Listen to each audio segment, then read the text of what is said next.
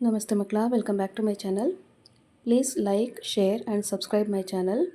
ಮಕ್ಕಳ, ಇವತ್ತು ನಾವು 10ನೇ ತರಗತಿ ಕನ್ನಡದಲ್ಲಿ LBA ಆಧಾರಿತ FA2 ಅಥವಾ ಸಾಧನಾ ಪರೀಕ್ಷೆ 2ಕ್ಕೆ ಸಂಬಂಧಪಟ್ಟಂತೆ ಮಾದರಿ ಪ್ರಶ್ನೆ ಪತ್ರಿಕೆಯನ್ನು ನೋಡ್ತಾ ಹೋಗೋಣ. ಉತ್ತರವನ್ನು ಬರೆಯೋದಕ್ಕೆ ನಿಮಗೆ ಸಿಗುವಂತಹ ಸಮಯ 60 ನಿಮಿಷಗಳು ಅಥವಾ 1 ಗಂಟೆ. ಒಟ್ಟು ಅಂಕಗಳು 20 ಆಗಿರುತ್ತೆ ಮಕ್ಕಳ. ಮೊದಲಿಗೆ ಸೂಚನೆಯನ್ನು ನೋಡಿ. ವಾರ್ಷಿಕ ಪರೀಕ್ಷೆಯಲ್ಲಿ ಸಂದರ್ಭಕ್ಕೆ 3 ಅಂಕ, ಲೇಖಕರ ಪರಿಚಯಕ್ಕೆ 3 ಅಂಕ ಹಾಗೂ ಅಲಂಕಾರಕ್ಕೆ 3 ಅಂಕಗಳು ಇರುತ್ತವೆ. ಅಂದರೆ ಈ 3 ಪಾರ್ಟು ನಿಮಗೆ ಕಂಪಲ್ಸರಿ ಇದ್ದೇ ಇರುತ್ತೆ ಮಕ್ಕಳ. ಆ 3 ಪಾರ್ಟು ನೀವು ಚೆನ್ನಾಗಿ ಓದ್ಕೊಂಡು ಪ್ರಿಪೇರ್ ಆಗಲಿ ಅನ್ನೋದಕ್ಕೆ ಒಂದು ಸೂಚನೆಯನ್ನು ಕೊಟ್ಟಿರ್ತಾರೆ. ನೆಕ್ಸ್ಟು ಪದ್ಯ ಭಾಗದಲ್ಲಿ ನೋಡಿ, ಪದ್ಯವನ್ನು ಪೂರ್ಣಗೊಳಿಸಿ ಅಂತ ಬರ್ತಲ್ವಾ, ಅದಕ್ಕೆ 4 ಅಂಕ, ಪದ್ಯದ ಸಾರಾಂಶಕ್ಕೆ 4 ಅಂಕ ಇರುತ್ತೆ ಮಕ್ಕಳ. ಇದ್ರ ಜೊತೆಗೆ ನಿಮಗೆ ಗಾದೆ ಮಾತು ವಿಸ್ತರಣೆ ಕಂಪಲ್ಸರಿ ಇದ್ದೇ ಇರುತ್ತೆ. ಆಮೇಲೆ ವಾರ್ಷಿಕ ಪರೀಕ್ಷೆಯ ರೀತಿಯಲ್ಲಿ ಉತ್ತರಗಳನ್ನು ಬರೆಯಿರಿ. ಹೇಗೆ ಬರೀತೀರಾ ವಾರ್ಷಿಕ ಪರೀಕ್ಷೆಯಲ್ಲಿ? ಕ್ರಮಾಕ್ಷರದ ಜೊತೆಗೆ ನೀವು ಉತ್ತರವನ್ನು ಸಹಿತ ಬರೀಬೇಕಾಗತ್ತೆ. ಆಯ್ಕೆಗಳನ್ನ ಕೊಟ್ಟಿರ್ತಾರಲ್ಲ ಮಕ್ಕಳ, 4 ಆಯ್ಕೆಗಳನ್ನ ಕೊಟ್ಟು ಯಾವುದು ಸರಿಯಾದ ಉತ್ತರ ಅಂತ ಕೇಳಿದಾಗ ಅದು ಆಪ್ಷನ್ A, B, C ಅಂತ ಬರುತ್ತಲ್ವಾ, ಅದ್ರ ಜೊತೆಗೆ ಸರಿಯಾದ ಉತ್ತರವನ್ನು ಸೇರಿಸಿ ನೀವು ಬರೀಬೇಕಾಗತ್ತೆ. ಅರ್ಥ ಆಯಿತು ಅನ್ಕೋತೀನಿ. ಫಸ್ಟ್ ಹೆಡ್ಡಿಂಗ್ ನೋಡಿ ಮಕ್ಕಳ, ಈ ಕೆಳಗಿನ ಪ್ರಶ್ನೆಗಳಿಗೆ 4 ಉತ್ತರಗಳನ್ನು ನೀಡಲಾಗಿದೆ. ಸರಿಯಾದ ಉತ್ತರವನ್ನು ಆರಿಸಿ ಬರೆಯಿರಿ. ಮಕ್ಕಳ, ಇಲ್ಲಿ 2 ಪ್ರಶ್ನೆ ಇರುತ್ತೆ. ಸರಿಯಾದ ಉತ್ತರವನ್ನು ಬರೆದ್ರೆ ತಲಾ 1 ಅಂಕ ಸಿಗುತ್ತೆ ಮಕ್ಕಳ. ಪ್ರಶ್ನೆ 1, ಒಂದು ಅಭಿಪ್ರಾಯದ ವಿವರಣೆ ಮುಂದೆ ತಿಳಿಸಿದಂತೆ ಇದೆ ಎಂದು ತೋರಿಸುವ ಸಂದರ್ಭದಲ್ಲಿ ಈ ಚಿಹ್ನೆಯನ್ನು ಬಳಸಲಾಗುತ್ತದೆ.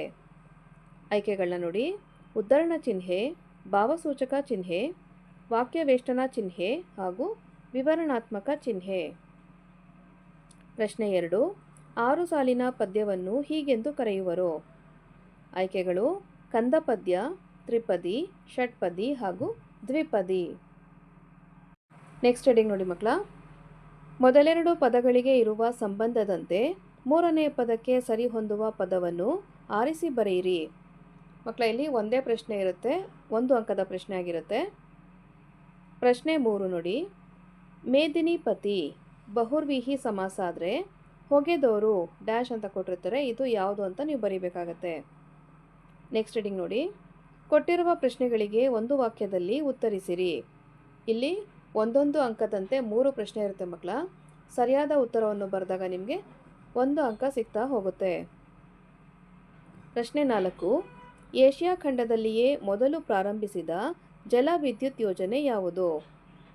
ಪ್ರಶ್ನೆ 5, ಅಶ್ವಿನಿ ದೇವತೆಗಳ ವರಬಲದಿಂದ ಜನಿಸಿದವರು ಯಾರು? ಪ್ರಶ್ನೆ 6, ಅಂತಕಾತ್ಮಜ ಎಂದರೆ ಯಾರು? ನೆಕ್ಸ್ಟ್ ಹೆಡಿಂಗ್ ನೋಡಿ, ಕೊಟ್ಟಿರುವ ಪ್ರಶ್ನೆಗಳಿಗೆ 3-4 ವಾಕ್ಯಗಳಲ್ಲಿ ಉತ್ತರಿಸಿರಿ. ಇಲ್ಲಿ ಒಟ್ಟು 2 ಪ್ರಶ್ನೆಗಳು ಇರುತ್ತೆ ಮಕ್ಕಳ. 2 ಅಂಕದ ಪ್ರಶ್ನೆ ಇದು. ಸರಿಯಾದ ಉತ್ತರವನ್ನು ಬರೆದಾಗ ನಿಮಗೆ ತಲಾ 2 ಅಂಕ ಸಿಗ್ತಾ ಹೋಗುತ್ತೆ. ಪ್ರಶ್ನೆ 7, ಅಂದವಾದ ಬರವಣಿಗೆಯ ಬಗ್ಗೆ ಗಾಂಧೀಜಿಯವರ ಅಭಿಪ್ರಾಯವೇನು? ಪ್ರಶ್ನೆ 8, ನಾಲ್ವಡಿ ಕೃಷ್ಣರಾಜ ಒಡೆಯರ ಕಾಲದಲ್ಲಿ ಯಾವ ಕ್ಷೇತ್ರಗಳು ಸ್ವಯಂ ಆಡಳಿತ ಕ್ಷೇತ್ರಗಳಾದವು? ನೆಕ್ಸ್ಟ್ ಹೆಡಿಂಗ್ ನೋಡಿ, ಕೊಟ್ಟಿರುವ ಪ್ರಶ್ನೆಗೆ ಸಂದರ್ಭ ಸಹಿತ ಉತ್ತರಿಸಿರಿ. ಮಕ್ಕಳ, ಇಲ್ಲೂ ಸಹ ನಿಮಗೆ ಒಂದೇ ಪ್ರಶ್ನೆ ಇರುತ್ತೆ. ಇದು 2 ಅಂಕದ ಪ್ರಶ್ನೆ ಆಗಿರುತ್ತೆ ಮಕ್ಕಳ. ಪ್ರಶ್ನೆ 9ರಲ್ಲಿ ನೋಡಿ, ಹಾಗಾದರೆ ಎಲ್ಲರಿಗೂ ಮನೆ ಆಗುವವರೆಗೆ ನನಗೂ ಮನೆ ಬೇಡ. ಇದನ್ನು ಸಂದರ್ಭ ಸಹಿತ ಸ್ವಾರಸ್ಯವನ್ನು ಬರೀಬೇಕಾಗತ್ತೆ ನೀವು. ನೆಕ್ಸ್ಟ್ ಹೆಡ್ಡಿಂಗಲ್ಲಿ ಕೆಳಗಿನ ಕವಿಗಳ ಅಥವಾ ಸಾಹಿತಿಗಳ ಜನ್ಮಸ್ಥಳ, ಕಾಲ ಮತ್ತು ಬಿರುದು ಅಥವಾ ಪ್ರಶಸ್ತಿಗಳನ್ನು ಕುರಿತು ವಾಕ್ಯ ರೂಪದಲ್ಲಿ ಬರೆಯಿರಿ. ಮಕ್ಕಳ, ಇಲ್ಲಿ ಒಂದೇ ಪ್ರಶ್ನೆ ಇರುತ್ತೆ. ಇದಕ್ಕೂ ಸಹ ನಿಮಗೆ 2 ಅಂಕ ಸಿಗುತ್ತೆ ಮಕ್ಕಳ.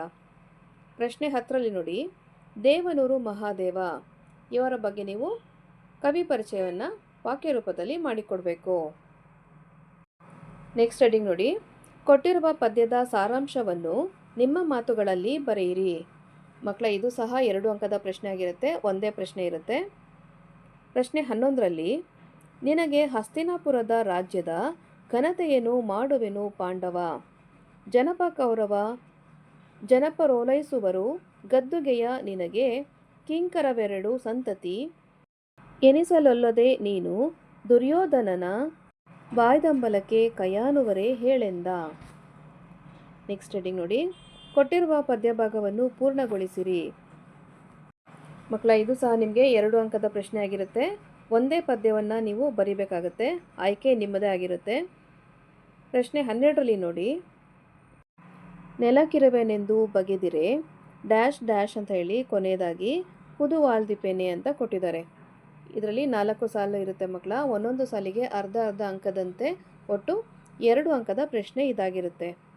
ಇಲ್ಲಿ ಆಯ್ಕೆ ಸಹ ಇದೆ ನೋಡಿ. ಹುಟ್ಟಿದ ನೂರ್ವರು ಮೆನ್ನೊಡ ಡ್ಯಾಶ್ ಡ್ಯಾಶ್ ಅಂತ ಹೇಳಿ ಕೊನೆಯಲ್ಲಿ ಚಲಮನೆ ಮೆರವೆಂ. ಯಾವುದಾದ್ರೂ ಒಂದನ್ನು ಆಯ್ಕೆ ಮಾಡಿ ಸಂಪೂರ್ಣವಾದ ಪದ್ಯವನ್ನು ಬರೆಯೋದು ಮಕ್ಕಳ. ಓಕೆನಾ?